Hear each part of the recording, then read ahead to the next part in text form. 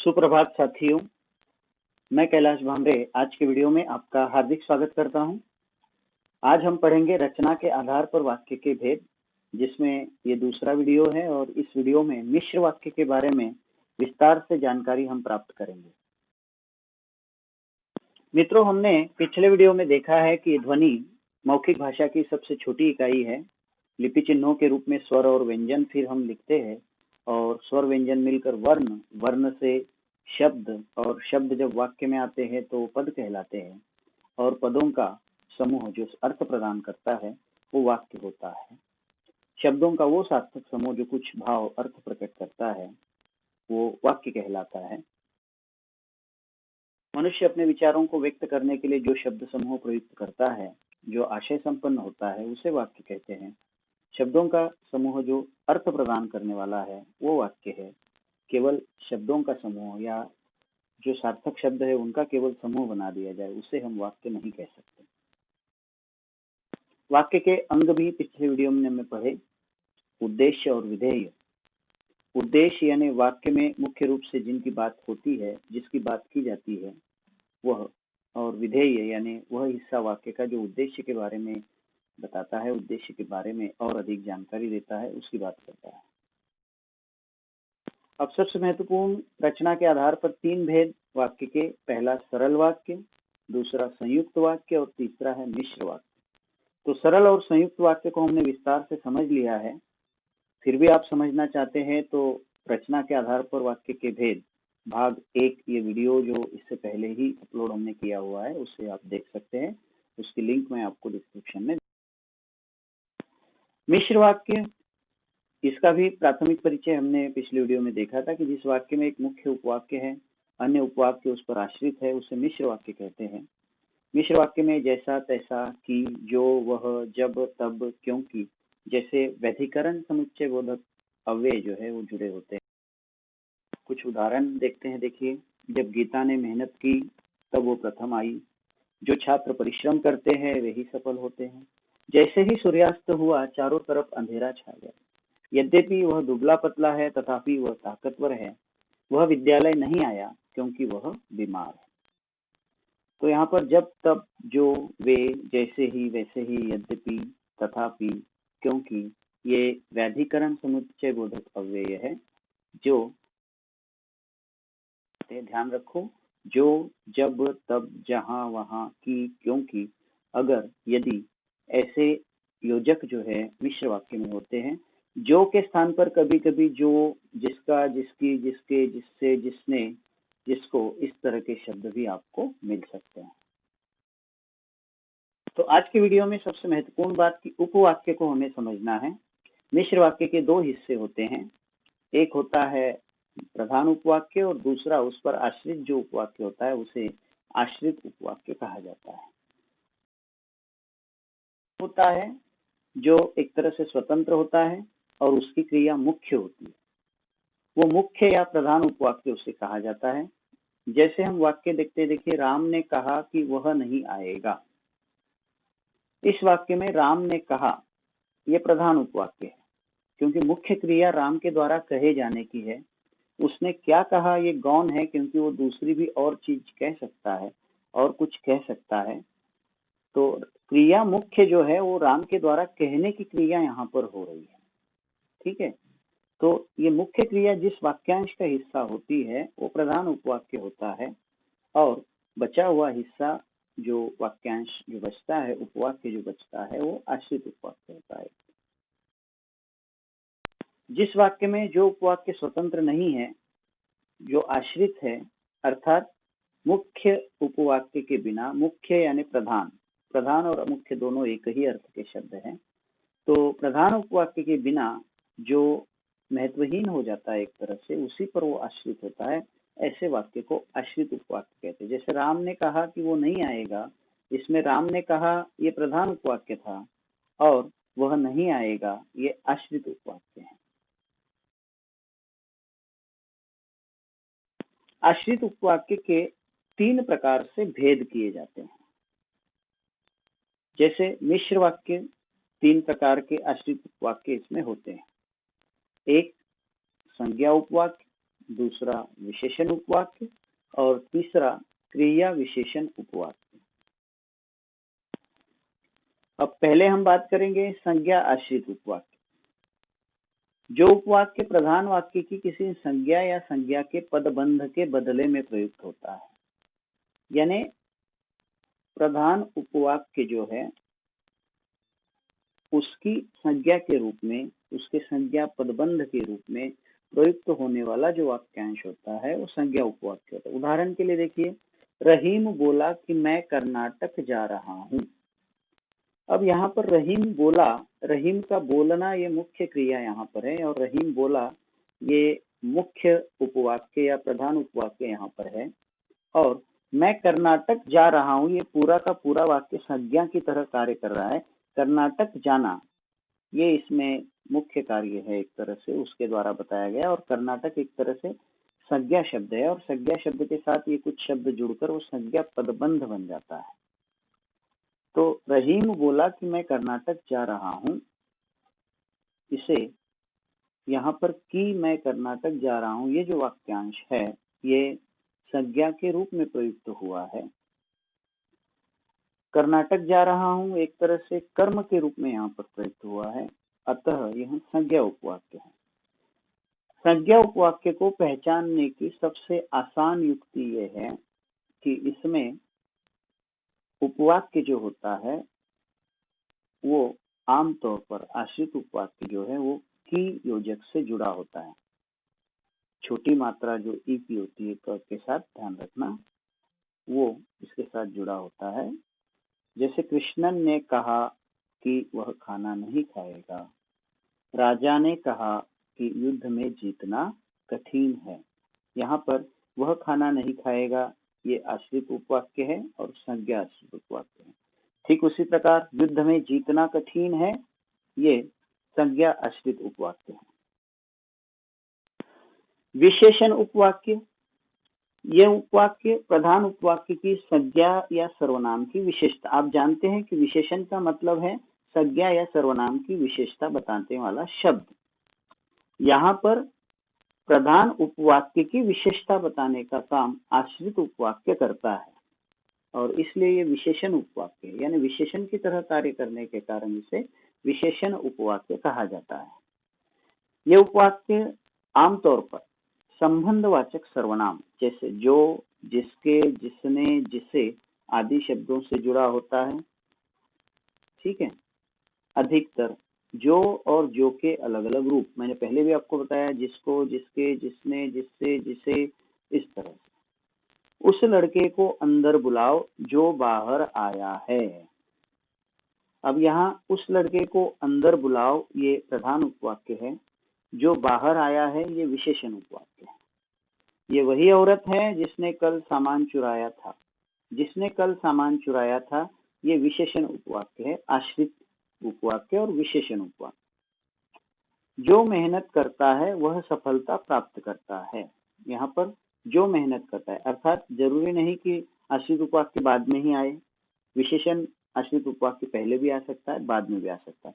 अब मैं यहाँ थोड़ा सा आपको समझाना चाहूंगा कि प्रधान उपवाक्य और आश्रित उपवाक्य को कैसे आप थोड़ा सा अलग कर पाएंगे।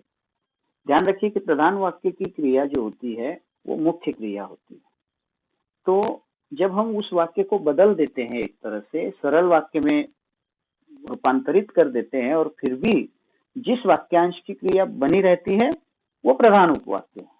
जैसे यहाँ पर देखो, उस लड़के को बाहर अंदर बुलाओ जो बाहर आया है। यहाँ पर अगर इस वाक्य को हम सरल वाक्य बना लेते हैं, जो बाहर आया है इसके बदले में बाहर आया हुआ। अब यहाँ आपको समझ में आएगा कि बाहर आया हुआ लड़का। ठीक है, तो लड़का इस शब्द के लिए विशेषण के रूप में प्रयुक्त होने वाला वाक्यांश है बाहर आया हुआ। मतलब जो बाहर आया है इसके बदले में विशेषण के रूप में बाहर आया हुआ ये शब्दों का समूह हमने वहां रखा। वो विशेषण एक तरह से विशेषण का कार्य करने लगा और इसलिए वो विशेषण उपवाक्य कहलाता। बाहर आया हुआ या बाहर आए हुए लड़के को अंदर बुलाओ। तो अंदर बुलाओ ये जो क्रिया है, बुलाने की क्रिया है, वो वाक्य के परिवर्तन करने के बाद भी बनी रही। ध्यान रखिए, तो जो क्रिया वाक्य के बदलने के बाद भी बनी रहती है, वो जिस वाक्यांश की मुख्य क्रिया होती है वही प्रधान वाक्य होता है। ध्यान रखिए, यह वही औरत है जिसने कल सामान चुराया था। सामान चुराने वाली ये वही औरत है ना। जो मेहनत करता है वो सफलता प्राप्त करता है, तो मेहनती व्यक्ति सफलता प्राप्त करता है या मेहनती ही सफलता प्राप्त करता है, इस तरह से इसका परिवर्तन होगा। तो वह सफलता प्राप्त करता है, ये प्रधान उपवाक्य इसमें है।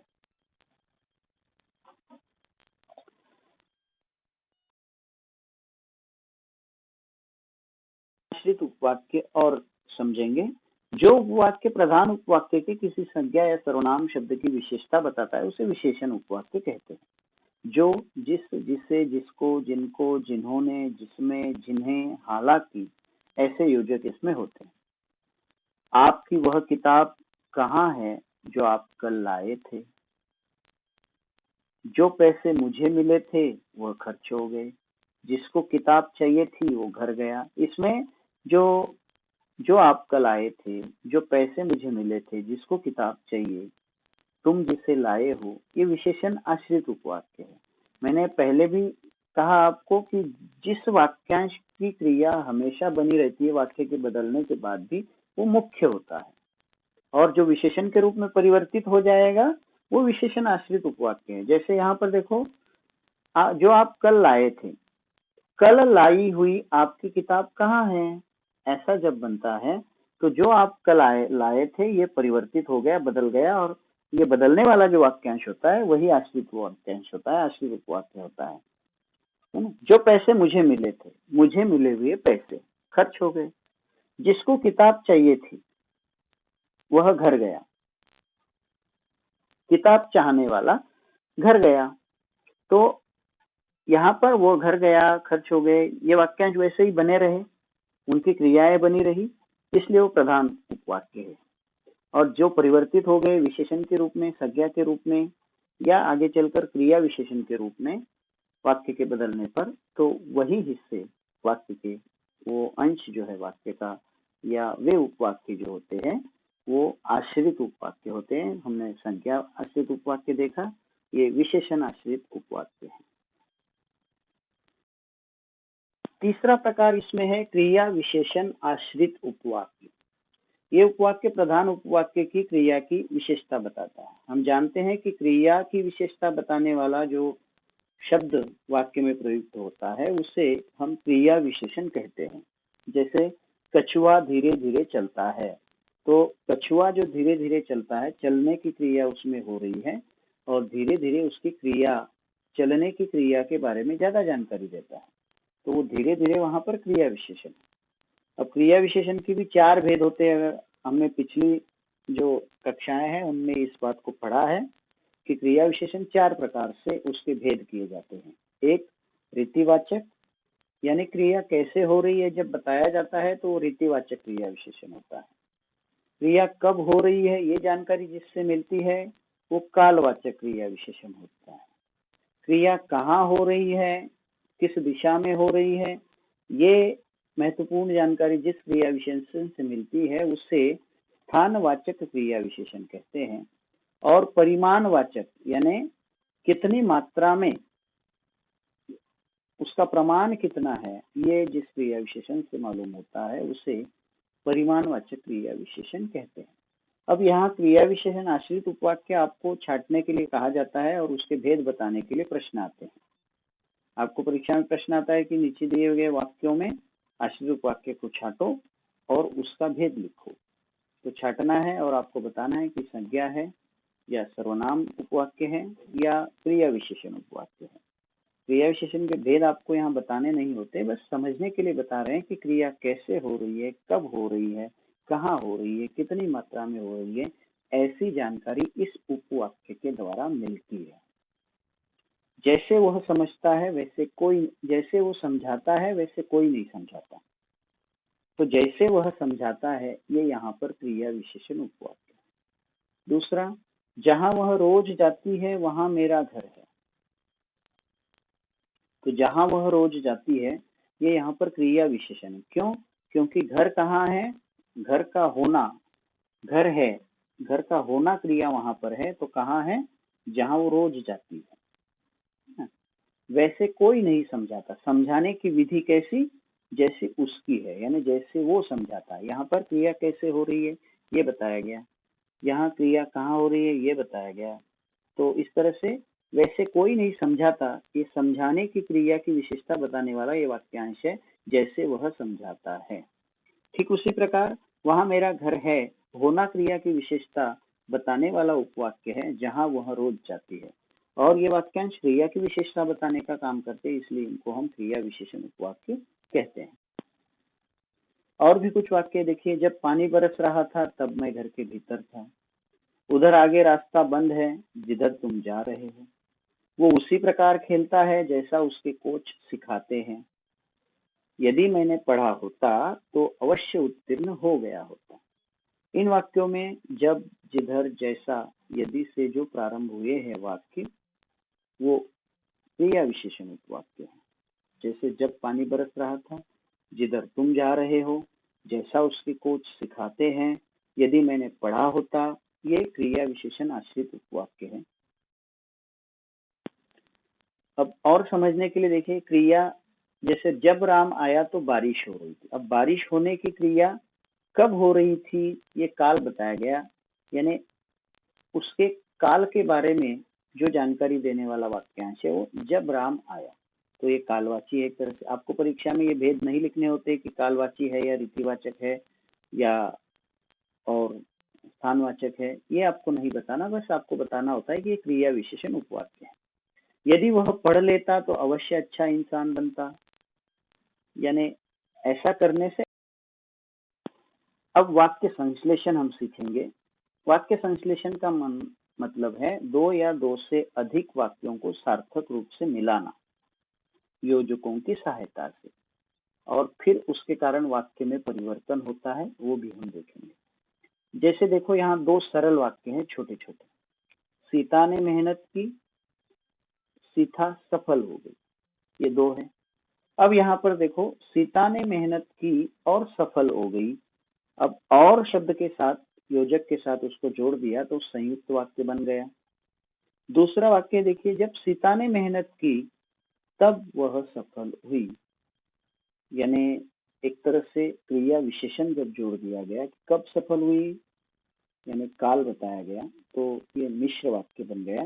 तो जब सीता ने मेहनत की, ये यहाँ पर क्रिया विशेषण उपवाक्य बन गया। तब वह सफल हुई, ये प्रधान उपवाक्य बन गया। सीता ने मेहनत की, ये एक स्वतंत्र वाक्यांश, और सफल हो गई, ये स्वतंत्र वाक्यांश, और इन दोनों को जोड़ने वाला योजक और जो संयुक्त वाक्य की पहचान है। और जब तब, ये मिश्र वाक्य की पहचान है, यानी एक ही वाक्य को अलग अलग छोटे छोटे वाक्यों को हम संयुक्त के रूप में, मिश्र के रूप में या अलग अलग रूपों में एक साथ जोड़ सकते हैं, और इसे वाक्य संश्लेषण कहा जाता है। अगला महत्वपूर्ण बिंदु है वाक्य रूपांतरण, यानी वाक्य को एक दूसरे रूप में बदलना। वाक्य का दूसरे वाक्य की रचना में रूपांतरित होना वाक्य रूपांतरण होता है। जैसे सरल वाक्य को हम संयुक्त वाक्य में या मिश्र वाक्य में बना सकते हैं, ठीक उसी प्रकार संयुक्त वाक्य को सरल या मिश्र वाक्य हम बना सकते हैं। ठीक उसी प्रकार मिश्र वाक्य को सरल या संयुक्त वाक्य हम बना सकते हैं। इन तीनों वाक्यों में जो आपस में रूपांतरण होता है, सबसे महत्वपूर्ण बात होती है कि अर्थ में कोई परिवर्तन नहीं होना चाहिए। जैसे प्रातः काल पक्षी चहचहाते हैं, ये सरल वाक्य है। इसको जब संयुक्त बनाएंगे हम, प्रातः काल हुआ और पक्षी चहचहाने लगे, यानी दो क्रियाएं यहाँ पर छोटी छोटी हमने बना दी। एक प्रातः काल हुआ, दूसरा पक्षी चहचहाते हैं, और दोनों वाक्यांश को जोड़ दिया और के साथ संयुक्त वाक्य बन गया। फिर तीसरा वाक्य भी इसका हमने बना दिया, जब प्रातः काल हुआ तब पक्षी चहचहाने लगे, तो ये मिश्र वाक्य भी बन गया। मतलब एक ही वाक्य को सरल से संयुक्त, संयुक्त से मिश्र, मिश्र से संयुक्त, मिश्र से सरल, सरल फिर वही संयुक्त से सरल, संयुक्त से मिश्र एक दूसरे रूप में परिवर्तित किया जा सकता है। अगला देखिए, अब कुछ उदाहरण से हम समझते हैं कि कैसे परिवर्तन किया जाता है। ये उदाहरण यहाँ ज्यादा इसलिए है कि आप लिख भी लें और लिखकर आप समझ भी लें। उसने घर आकर भोजन किया, वो घर आया और उसने भोजन किया, संयुक्त वाक्य बन गया।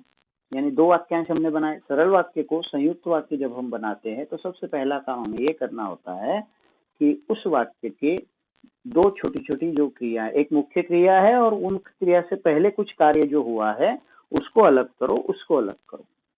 जैसे उसने घर आकर भोजन किया, तो यहाँ पर पहली क्रिया है उसका घर आना और दूसरा है भोजन करना। फिर इन दोनों को अलग रूप से हम लिखकर और के साथ जोड़कर संयुक्त वाक्य बना सकते हैं। जैसे वह घर आया और उसने भोजन किया। वह फल खरीदने के लिए बाजार गया, उसे फल खरीदने थे इसलिए वह बाजार गया। मोहन हिंदी पढ़ने के लिए शास्त्री जी के यहाँ गया है, मोहन को हिंदी पढ़नी है इसलिए शास्त्री जी के यहाँ गया है। ये संयुक्त वाक्य बन रहे हैं, इसलिए एक से जोड़कर और से जोड़कर। रात को आकाश में तारों का मेला लग गया। रात आई या रात हुई और आकाश में तारों का मेला लग गया। मजदूर को अपनी मेहनत का लाभ नहीं मिलता। मजदूर मेहनत करता है लेकिन उसका लाभ उसे नहीं मिलता। मेहनत करने पर भी गरीबों को भरपेट रोटी नहीं मिलती। गरीब मेहनत करते हैं परंतु उन्हें भरपेट रोटी नहीं मिलती। अब यहाँ देखेंगे आप, परंतु, लेकिन, और, इसलिए ऐसे शब्दों के साथ हमने सरल वाक्यों को संयुक्त वाक्य में परिवर्तित कर दिया। संयुक्त वाक्य से सरल वाक्य। अब उल्टी बात हमें सीखनी है। अब जो दो संयुक्त वाक्य है तो हमें क्या करना पड़ेगा कि संयुक्त वाक्य में दो क्रियाएं हमें दो अलग अलग वाक्यों में दिखेगी, तो एक क्रिया जो होगी वो पहले समेट कर पूरी हो जाएगी और फिर दूसरी क्रिया होगी, है ना। शीला ने एक पुस्तक मांगी और वो उससे मिल गई। शीला के पुस्तक मांगने पर उसे मिल गई। वह नहीं आया क्योंकि बीमार है, ये संयुक्त वाक्य है। वह बीमारी के कारण नहीं आया। आप जब बार बार इनको एक दूसरे रूप में परिवर्तित करोगे तो अच्छी तरह से इसको समझ जाओगे। मुझे उसने देखा और वह खिसक गया। अब दो क्रियाएं हैं, देखने की और जाने की, तो मुझे देखकर वो खिसक गया। रात के 12 बजे थे और मैंने पढ़ना बंद कर दिया, ये संयुक्त वाक्य। इसका सरल रूप बना, रात के 12 बजे मैंने पढ़ना बंद कर दिया। संयुक्त वाक्य देखिए, मुझे वहां जाना था इसलिए सवेरे उठना पड़ा। सरल वाक्य बन गया, मुझे वहां जाने के लिए सवेरे उठना पड़ा।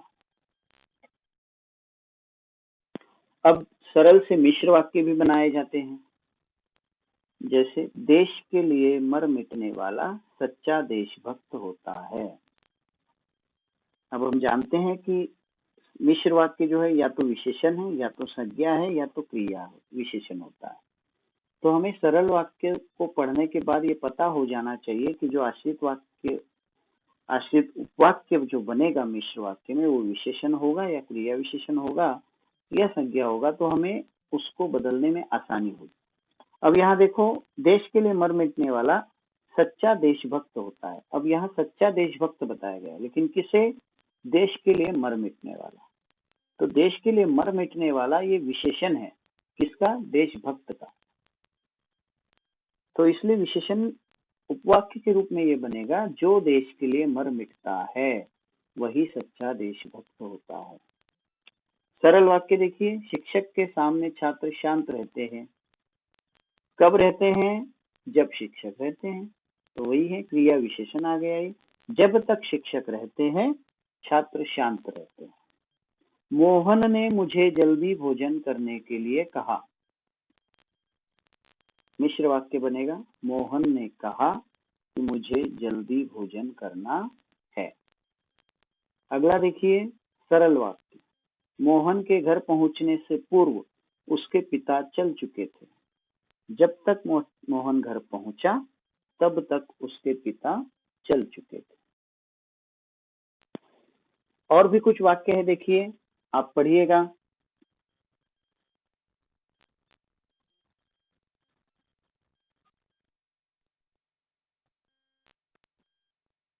आगे बढ़ते हैं। अंतिम वाक्य देखो, 7वां। सड़क पार करता हुआ एक व्यक्ति बस से टकराकर मर गया। एक व्यक्ति जो सड़क पार कर रहा था बस से टकराकर मर गया। अब मिश्र वाक्य से सरल वाक्य बनाना, यानी उसका उल्टा रूप यहाँ पर भी है। देखिए, यद्यपि वह मंत्री बन गया है फिर भी उसका व्यवहार पूर्ववत है। तो मंत्री बन गया फिर भी, यानी मंत्री बनने पर भी उसका व्यवहार पूर्ववत है, ये सरल वाक्य बन गया। क्योंकि सुषमा बीमार है इसलिए वो स्कूल नहीं आई। यहाँ पर ध्यान रखिए कि इसलिए जो शब्द होता है वो संयुक्त वाक्य में ज्यादा प्रयुक्त होता है, लेकिन यहाँ जब वो किसी जोड़ी में प्रयुक्त होता है, क्योंकि, यद्यपि वगैरह इस तरह से शब्द, हालांकि ऐसे शब्द जब आते हैं तो वो मिश्र वाक्य कहलाता है, क्योंकि वो आश्रित होता है पहले इस पर, इसलिए वो मिश्र वाक्य कहलाता है। सुषमा बीमार होने के कारण स्कूल नहीं आई। जो व्यक्ति परिश्रमी होते हैं वे अच्छे लगते हैं। तो जो व्यक्ति परिश्रमी होते हैं, पूरा का पूरा वाक्य विशेषण है, परिश्रमी के रूप में विशेषण ले लिया, परिश्रमी व्यक्ति अच्छे लगते हैं, सरल वाक्य बन गया। जो व्यक्ति सच बोलता है उसे कोई नहीं डरा सकता। सच बोलने वाले व्यक्ति को कोई नहीं डरा सकता। और भी कुछ वाक्य देखिए, मिश्र वाक्य से सरल वाक्य। जो व्यक्ति परिश्रमी होता है उसके लिए कुछ भी दुर्लभ नहीं है। परिश्रमी व्यक्ति के लिए कुछ भी दुर्लभ नहीं है। जिन बालकों ने शोर मचाया था वे पकड़ लिए गए, अर्थात शोर मचाने वाले बालक पकड़ लिए गए, सरल अर्थ में, सरल वाक्य में। ये वही भारत देश है जो सोने की चिड़िया कहलाता था। सोने की चिड़िया कहलाने वाला ये वही भारत देश है। आपको लिखने हैं इन सभी वाक्यों को, और लिखते हुए वो कैसे परिवर्तित हो रहे हैं, किस वाक्यांश को विशेषण के रूप में, किसको हम क्रिया विशेषण के रूप में अपना रहे हैं या परिवर्तित कर रहे हैं, इसको जब आप बारीकी से अच्छी तरह से बार बार वाक्यों को बदलकर समझेंगे तो और अच्छी तरह से आप इसको समझ पाए। फिर दूसरी बात हम पढ़ेंगे संयुक्त वाक्य के बारे में। संयुक्त वाक्य को बदलना मिश्र वाक्य में, क्योंकि संयुक्त से सरल वाक्य बदलना हमने सरल से संयुक्त करते हुए उसी को उल्टे स्वरूप में हमने जान लिया। अब संयुक्त से मिश्र वाक्य बनेगा। वह तेज दौड़ता तो गाड़ी मिल जाती। अब यहाँ यदि वह तेज दौड़ता तो गाड़ी मिल जाती, यहाँ ध्यान रखो, जैसे इसलिए में बताया केवल इसलिए है तो संयुक्त है। यहाँ पर अगर केवल तो है तो संयुक्त वाक्य, लेकिन तो के साथ यदि जुड़ जाता है तो यदि वह तेज दौड़ता तो गाड़ी मिल जाती, ये मिश्र वाक्य बन गया। मेरी गाय काली है और खेत में चर रही है। मेरी जो गाय काली है वह खेत में चर रही है। सभा समाप्त हुई और सब लोग चले गए। कब गए? जब सभा समाप्त हुई। तो जब सभा समाप्त हुई तो सब लोग चले गए, ये मिश्र वाक्य। तोता पिंजरे में है और दाल खा रहा है। जो तोता पिंजरे में है वह दाल खा रहा है। मोहन ने हरी मिर्च खा ली और हिचकियां आने लगी। जब मोहन ने हरी मिर्च खा ली तब उसे हिचकियां आने लगी। तो देखिए, यहाँ पर क्रिया विशेषण उपवाक्य, संज्ञा उपवाक्य और विशेषण उपवाक्य को अगर आप समझ जाएंगे और वो किस प्रकार विशेषण का, संज्ञा का और क्रिया विशेषण का कार्य करता है, तो आपको वाक्यों को बदलने में, खासकर मिश्र वाक्य से, कोई कठिनाई नहीं होगी, क्योंकि आप जान जाएंगे कि कौन सा हिस्सा आश्रित उपवाक्य का विशेषण के रूप में है, संज्ञा के रूप में है या क्रिया विशेषण के रूप में है, और उसी रूप में आप सरल वाक्य में जब उसको लिखेंगे और संयुक्त से भी जब आप समझ जाएंगे इस बात को, तो आसानी से आप मिश्र वाक्य के आश्रित वाक्य भी पहचानने लगेंगे और उनको परिवर्तित भी करने लगेंगे। जब वो लड़का गांव गया और बीमार हो गया। जो लड़का गांव गया वो बीमार हो गया। शेर दिखाई दिया और सब लोग डर गए। जैसे ही शेर दिखाई दिया सब लोग डर गए। अब मिश्र वाक्य से संयुक्त वाक्य, संयुक्त से मिश्र बना ली, अब मिश्र से संयुक्त बना, बिल्कुल वही वाक्य एक तरह से उल्टे रूप में हम रखें तो मिश्र से संयुक्त बन जाएंगे। जैसे जब भी मैं वहां गया उसने मेरा सत्कार किया। मैं वहां गया और उसने मेरा सत्कार किया। जब वो घर आया तब उसने भोजन किया, तो वह घर आया ये एक वाक्य, और उसने भोजन किया दूसरा वाक्य, और दोनों को और से हमने जोड़ दिया, बन गया संयुक्त। वो इसलिए बाजार गया क्योंकि उसे फल खरीदने थे, तो इसलिए और क्योंकि ये दोनों साथ में इसलिए मिश्र वाक्य है। तो उसे फल खरीदने थे इसलिए वो बाजार गया। जैसे ही रात हुई आकाश में तारों का मेला लग गया। रात हुई और आकाश में तारों का मेला लग गया। रात होना एक वाक्य है, आकाश में तारों का मेला लगना दूसरा वाक्य, और दोनों को और इस योजक से जोड़ दिया, संयुक्त वाक्य बन गया। क्योंकि वह अपराधी था इसलिए उसे सजा हुई। वह अपराधी था इसलिए उसे सजा हुई। यहाँ भी देखो चूंकि और इसलिए साथ में आया है, इसलिए वो मिश्र है। केवल इसलिए होने से वो संयुक्त वाक्य होता है, क्योंकि ये केवल वाक्यों को जोड़ने का काम कर रहा है। ये चूंकि होने से वो एक दूसरे पर आश्रित हो जाते हैं, इसलिए वो मिश्र वाक्य है। संयुक्त वाक्य देखिए, गली में शोर हुआ और सब लोग बाहर आ गए। जो ही वो मिश्र वाक्य, जैसे ही गली में शोर हुआ सब लोग बाहर आ गए, इसको संयुक्त बना दिया गया। गली में शोर हुआ और सब लोग बाहर आ गए। जो ही अचानक पुलिस आई त्यों ही गली में सन्नाटा छा गया। संयुक्त वाक्य बन गया कि अचानक पुलिस आ गई और गली में सन्नाटा छा गया। तो इस प्रकार अलग अलग वाक्यों को अलग अलग रूपों में हम परिवर्तित कर सकते हैं। और तो सरल और संयुक्त वाक्य को परिचित होने के लिए और अधिक विस्तार से इससे पहले वाला वीडियो आप देख सकते हैं। और मिश्र वाक्य को पूरे विस्तार से समझने के लिए जो है आप इस वीडियो को पूरी तरह से देख लें। इसके नोट्स भी बना सकते हैं। वीडियो धीरे धीरे चलाकर लिखा भी जा सकता है। धन्यवाद। सुरक्षित रहें, घर में रहें। कल किसी और नए वीडियो के साथ आपसे मुलाकात होगी। धन्यवाद।